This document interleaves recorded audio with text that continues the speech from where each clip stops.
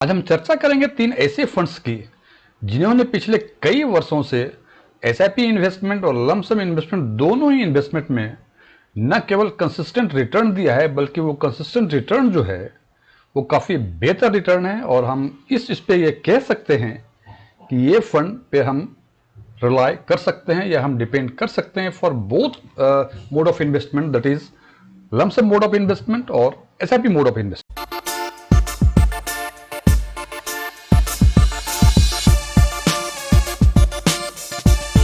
यदि मेरा ये वीडियो आपको पसंद आए इसे लाइक करें, अपने फ्रेंड्स के साथ शेयर करें। कुछ चीज़ें अच्छी लगी हो कमेंट करके बताएं, कुछ चीज़ें अच्छी नहीं लगी हो इसके बारे में ज़रूर बताएं। और यदि आप पहली बार हमारे चैनल को विजिट कर रहे हैं तो सब्सक्राइब करें और बगल में बेल आइकन को जरूर दबाएं ताकि हमारे सभी नए वीडियो की नोटिफिकेशन आपको लगातार मिलती रहे। एस1 टैक्सविन में आपका एक बार फिर से स्वागत है। मेरा नाम डीएम झा है। जैसा कि पहले हम चर्चा कर चुके हैं, इस एनालिसिस में हमने फंड का short list, lump sum mode of investment और एसआईपी मोड ऑफ इन्वेस्टमेंट के रिटर्न के बेसिस पे किया है। और इन दोनों मोड ऑफ इन्वेस्टमेंट का असेसमेंट जो होता है वो सीएजीआर और एक्सआईआर के बेसिस पे हम मेजर करते हैं। हमने सीएजीआर और एक्सआईआर दोनों ही रिटर्न के लिए हमने तीन स्लॉट्स लिए हैं टाइम्स के, 10 ईयर्स, 5 ईयर्स और 3 ईयर्स का। या यूँ कह सकते हैं कि 3 ईयर्स, 5 ईयर्स और 10 ईयर्स के स्लॉट लिए हैं for both mode of investment, that is XIR और सीएजीआर। और हमने ये माना है, हमने उन फंड को शॉर्टलिस्ट किया है, सीएजीआर पर्पस के पहले बात कर लें, उन फंड को शॉर्टलिस्ट किया है जो कि जिनका 10 ईयर सीएजीआर कम से कम 24% है, या यूं कह सकते हैं मोर देन 24% है।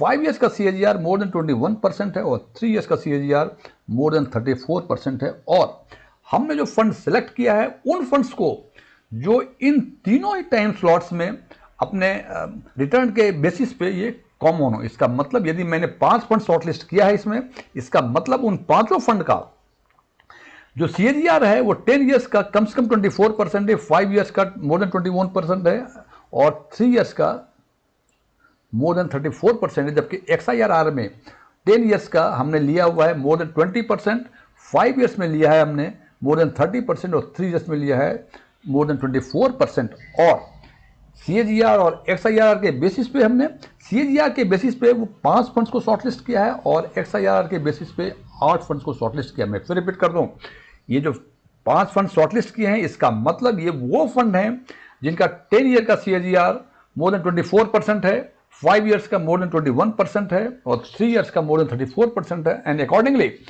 एक्सआईआर में जो 8 फंड को शॉर्टलिस्ट किया हमने, इसका मतलब कि ये वो फंड हैं जिनका 10 ईयर्स का एक्सआईआर मोर देन 20% है, 5 ईयर्स का मोर देन 30% है और 3 ईयर्स का 24% है। इसका मतलब फंड को शॉर्टलिस्ट करने के बाद हमने कॉमन निकाला है कि इन तीनों ही टाइम स्लॉट्स में कौन कौन से फंड कॉमन हैं।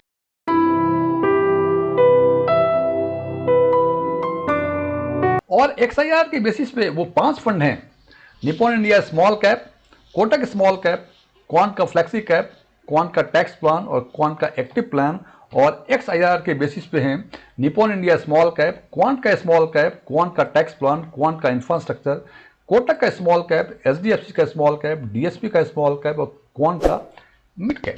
अब हम देखते हैं कि सीएजीआर के बेसिस पे करें तो हम देखते हैं कि क्वांट एएमसी के 3 फंड हैं, निप्पॉन के 1 हैं और कोटक के 1 है। और यदि हम एक्सआईआर के बेसिस पे करें तो क्वांट के 4 फंड हैं, क्वांट के small cap, tax plan, quant का मिड कैप और क्वांट का इंफ्रास्ट्रक्चर। जबकि निप्पॉन, कोटक, एचडीएफसी और डीएसपी के एक एक फंड है। अब हम देखते हैं कि 3 ईयर्स, 5 ईयर्स, 10 ईयर्स में जो सीएजीआर और एक्सआईआर का जो रिटर्न दिया है, यदि टाइम स्लॉट्स के हिसाब से देखें तो हम देखते हैं कि सीएजीआर 3 ईयर्स और 10 ईयर्स में निप्पॉन इंडिया स्मॉल कैप में सबसे अधिक रिटर्न दिया है। 3 ईयर्स के लिए 45.54% है, जबकि 10 ईयर्स में इट इज 30.5%। जबकि क्वांट एक्टिव ने 3 ईयर्स और 10 ईयर्स में सबसे खराब रिटर्न दिया है among all these 5 funds. 3 years में दिस इज 34.29%, जबकि 10 ईयर्स में ये 24.02% है। जबकि 5 ईयर्स के स्लॉट में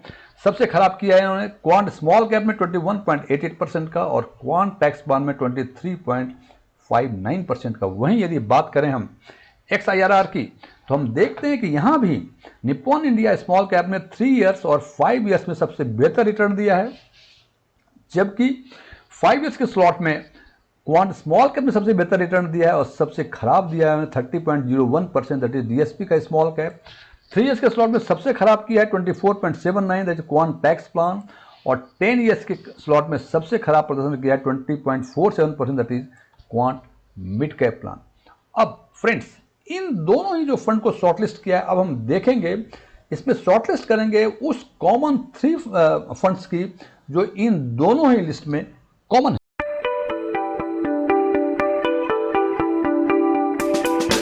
और वो फंड है Nippon India small cap fund, Kotak का स्मॉल कैप फंड और क्वांट का टैक्स प्लान।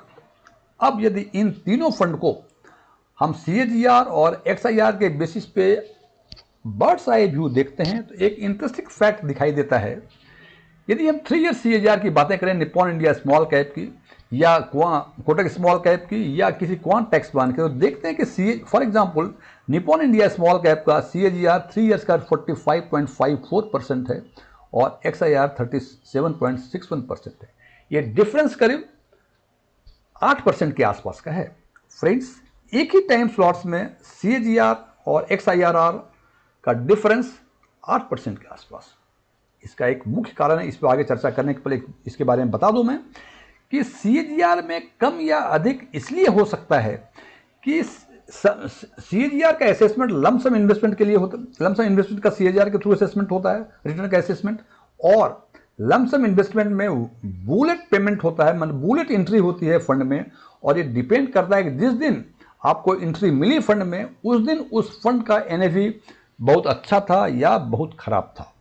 फॉर एग्जाम्पल, यदि किसी दिन मार्केट 2000 पॉइंट ऊपर गए हों, आप उस दिन इंटर किए होते तो शायद रिटर्न आपको कम मिलता, लेकिन ये हो सकता है कि आपने उस दिन इंटर किया हो जिस दिन NAV काफ़ी कम थी, मार्केट नीचे था, तो उस केस में आपका CAGR अधिक होगा, बिकॉज इसमें केवल एक ही बार मिलता है एंट्री टाइम। और XIR केस में मीन्स SIP के केस में यदि फॉर एग्जाम्पल हम 3 ईयर्स की बातें करें और मंथली इंस्टॉलमेंट यदि लिया है तो हमें इस केस में 36 टाइम्स हमें अपॉर्चुनिटी मिली फंड में इंटर करने की। तो चूंकि इसमें 36 टाइम्स मिले, इसमें 1 टाइम मिला, तो ये सब तो एवरेजिंग जो है XIRR में बेहतर होती है। इसलिए यदि हम रिटर्न असेसमेंट की बातें करें तो XIRR का return is more reliable. Lump sum या CAGR का रिटर्न, इट ऑल डिपेंड्स कि आपका एंट्री डेट क्या था। अब यदि इन सारे फंड्स को, इन तीनों ही फंड को यदि हम ट्रांसलेट करें टू द अमाउंट, और यदि बात करें कि ये 10 साल पहले यदि इन तीनों फंड में हमने लमसम के केस में 1 लाख रुपए जमा किए होते और SIP के केस में यदि 3000 रुपए पर मंथ हम इन्वेस्ट कर रहे होते, आज से पूरे 10 साल पहले स्टार्ट किए होते और आज पैसा निकालते, तो निप्पॉन इंडिया में यदि 1 लाख जो जमा किए होते वो 14,37,267 रुपये हो जाते। कोटक के होते 8,94,890 रुपये, क्वांट टैक्स प्लान के होते 8,86,760 रुपये, और यदि 3,000 रुपये पर मंथ के हिसाब से मीन्स 10 साल 3,60,000 जमा किए होते तो निप्पॉन के केस में ये 13,48,773 रुपये बनते, कोटक का 10,87,916 रुपये बनते और क्वांट का 12,15,475 रुपये बनते। फ्रेंड्स, ये कंक्लूड करने के पहले 2 चीज़ें और बता दूं। मैं किसी फंड को प्रमोट नहीं करता हूं, मैं म्यूचुअल फंड एडवाइजर भी नहीं हूं, मैं एनालिसिस करता हूं। Number 2,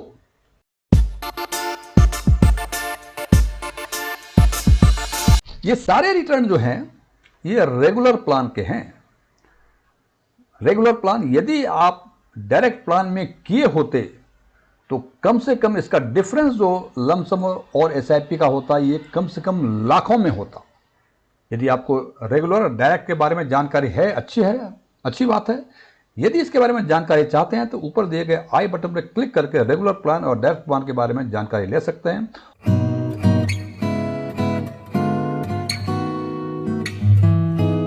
bottom line of this video is कि यदि जिस तरह का रिटर्न इन्होंने इन फंड्स ने जिस तरह का रिटर्न इन्होंने पिछले 3 साल, 5 साल और 10 साल में दिया है, यदि यही फंड ये रिटर्न यदि रिपीट करता है तो ये तीनों ही फंड डिपेंडेबल है। आप इस पर डिपेंड कर सकते हैं और यदि आप इसमें इन्वेस्टमेंट करेंगे आपको बेहतर रिटर्न मिलने की पूरी संभावना है।